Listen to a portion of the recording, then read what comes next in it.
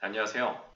여러분, 공무원은 얼마를 받길래 박봉이라는 말을 들을까요? 현재 최저임금을 생각해 보면 주 40시간 근무 시 최소 200만 원을 받게 됩니다. 월급으로 말이죠. 공무원이 특별히 근로기준법에 적용을 받지 않기 때문에 최저임금도 상관이 없는데요. 만약 200만 원도 받지 못한다면 정말 공무원이라는 직업에 대해서 다시 한번 생각해 볼 필요도 있고 국가에서도 조금 관리가 필요해 보입니다. 왜냐하면 그 정도 수입이라고 한다면 인재가 공직으로 들어올 확률이 희박하고 유출만 될 테니까요. 그래서 공무원의 월급을 제대로 알지 못한 채로 이제 공직에 입봉하게 되면 실망을 많이 합니다. 물론 그 외의 요인도 있겠지만요. 그래서 오늘은 일단 2023년 기준으로 공무원 월급에 대해서 알아보려고 합니다. 자, 인사혁신처에서는 이 신규 공무원과 이제 공시생을 위해서 이 책자를 발간을 했는데요. 사이버 국가고시센터를 들어가 보시면 확인할 수 있으니까 여기서 더 궁금하신 점이 있다면 한번 보시기를 추천해 드리겠습니다. 자, 옛날에는 이렇게 보수 수당에 대해서 적극적으로 설명한 적이 없습니다. 이게 조금 위기를 느꼈다고 보이는 거죠. 전 동영상에서 제 월급 2012년도 거를 같이 봤는데요. 안 보신 분들이 있다면 지금 여기 좋아요와 구독 눌러주시고 전 동영상 봐주시기 바랍니다. 자, 공무원 보수는 제가 전에 말씀드렸다시피 기본급인 봉급과 이제 수당으로 구성된다고 되어 있는데요. 자, 결론만 보자면 9급으로 들어갔을 때 1호봉은 연 보수가 세전 2,831만원, 그리고 7급은 3,110만원인데요. 일단 7급은 제외하고 얘기를 해보도록 하겠습니다. 자, 그렇다면 이제 월 평균 보수가 236만원이 됩니다. 이게 세전이라는 점을 생각해보면 대략 200만원 정도로 이제 생각을 해야 되는데요. 이 보수를 나눠 놓은 게 봉급액, 직급보조비, 정액급식비, 명절휴가비, 초과근무 수당이 있는데 이거를 한번 같이 설명을 해보도록 하겠습니다. 일단 본봉은 이제 호봉입니다. 호봉은 이제 매년 올라가죠. 급수가 올라가도 올라가고 호봉은 계속 올라가기 때문에 이 본봉은 이제 공무원이 근속연수가 길면 길수록 받는 연봉이 늘어나는 이유가 됩니다. 그런데 지금 9급 1호봉이 약 177만 원인데요. 물론 남자분들 같은 경우에는 지금 이제 2호봉이나 3호봉에서 시작을 할 겁니다.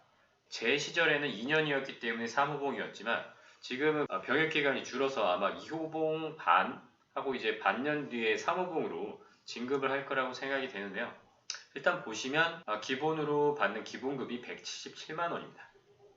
그리고 이제 직급 보조비, 이게 직급을 뭐 보조해 준다는 이름인데 옛날에는 7급하고 8, 9급이 달랐던 것으로 기억을 하는데 이게 인상이 되면서 뭐 통합이 된 것 같습니다. 제가 한번 보면 알지만 일단 넘어가겠습니다. 그래서 7급이든 9급이든 직급 보조비가 18만 원입니다.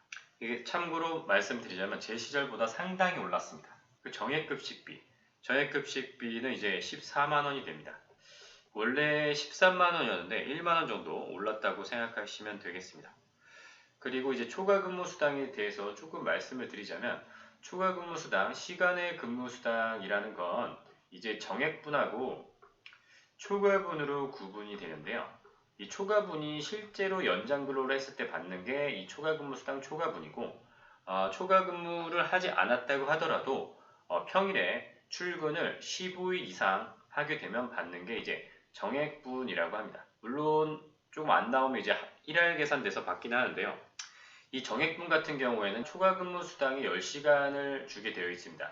즉 지금 초과근무 수당의 단가표가 따로 있는데 이 단가는 급마다 다릅니다. 그런데 9급 같은 경우에는 8천 얼마였는데 올랐나요? 지금 초과근무 수당 정액분이 10만 원이 되어 있는 걸로 봐서 오른 걸로 보입니다. 지금 생각해보니 최저임금하고 동일하게 됐던 것 같은데 아마 그러면 9,620원이고 10시간 하면 96,000원이라고 생각이 됩니다. 자, 여기까지가 이제 평달 월급이라고 보면 됩니다. 자, 이거를 좀 상세하게 펼쳐놓은 표를 보겠습니다. 자, 여기 오른쪽을 한번 봐주시기 바랍니다. 조금 잘렸지만 여기 보시면 아까 말씀드렸다시피 96,200원이 맞죠. 그리고 18만원을 올렸는데 17만 5천원이네요. 직급보조비가. 그렇게 해서 이 평달 월급은 지금 총보수가 218만 2천원이 됩니다. 이게 9급 1호봉이고 만약 3호봉이라고 하면 10만원 정도 더 많을 것이라고 생각이 됩니다.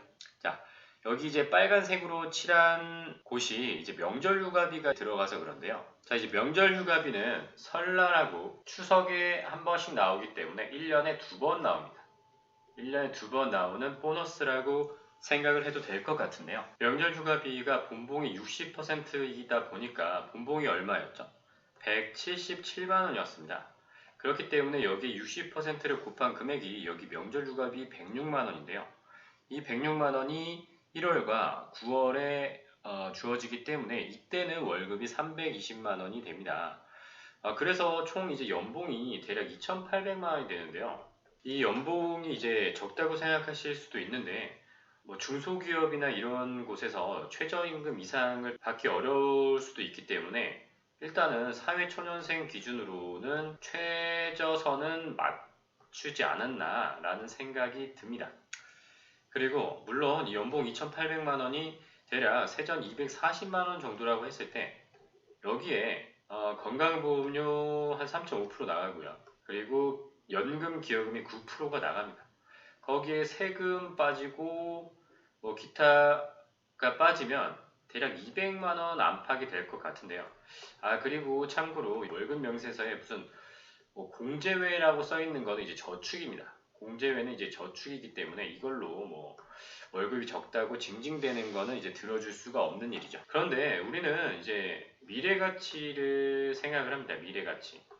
이게 초년생이 받는 돈이지만 이제 얼마까지 올라갈 수 있고 뭐 그런 거를 생각해 봐야 되지 않을까요? 그런 거를 봤을 때 자, 9급이 평생 9급은 아니죠. 올라가서 이제 7급이 됐을 때 연봉이 이제 3천만 원이 넘으면 3,100만 원인데요.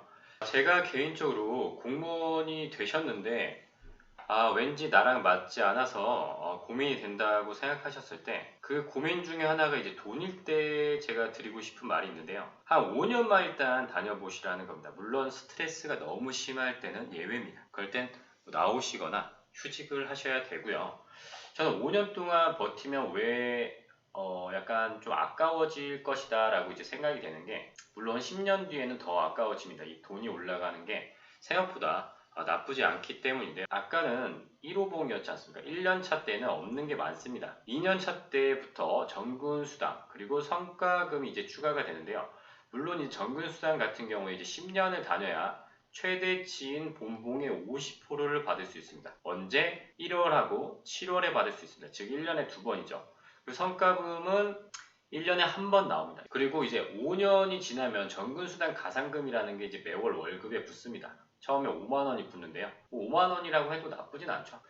그렇기 때문에 이제 5년 후 받게 되는 보수 수준에 대해서 설명을 해준 걸 보면 연보수가 이제 4천만 원이 넘는다고 합니다. 이게 연평균 보수가 이제 300만 원이 넘죠. 347만 원이라고 하는데 여기서 물론 공제하고 빼고 하면 아마 평달은 280에서 90 될 것 같습니다.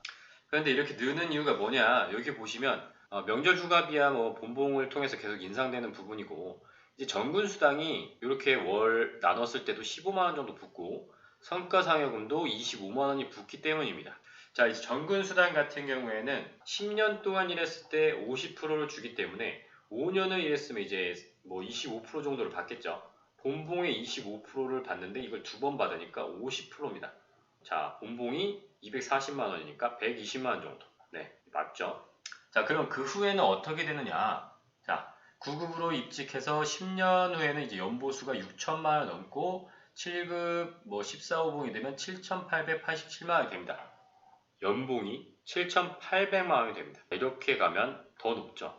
물론 지금 기본급 인상률이 2.6%를 반영했다는 걸 봐서 조금 더 적게 보는 게 맞습니다. 이렇게 기본급 인상이 이렇게 높진 않아요. 사실 공무원 시험을 보시는 분들이 다른 사기업에 좋은 사기업에 갈 확률은 낮습니다. 제가 생각했을 때. 만약 그런 확률이 있다면 공무원 준비를 안 하고 사기업 쪽으로 하겠죠. 그런데 그게 아니고 뭐 안정적인 직장이나 정년 보종을 위해서 뭐 공무원을 준비하신 수도 있지만 이제 안정적이다라는 측면에서 보면 이제 돈도 중요하기 때문에 뭐 제가 생각했을 땐 취업 준비와 공무원 준비는 좀 병행하기가 성격이 다르다 이렇게 생각이 되거든요. 자, 그래서 대략 처음에 들어왔을 때는 뭐 3천만 원도 안 됩니다. 2,800만 원이죠. 자, 근데 5년을 일했을 때 4천만 원이 됩니다. 그럼 4천이 이제 맞냐 적냐에 대해서는 좀 개인마다 차이가 있으니까 이거는 좀 얘기하지 않도록 하겠습니다. 하지만 기본적으로 통계로 봤을 때 중위소득이 대략 200만 원 중반대거든요.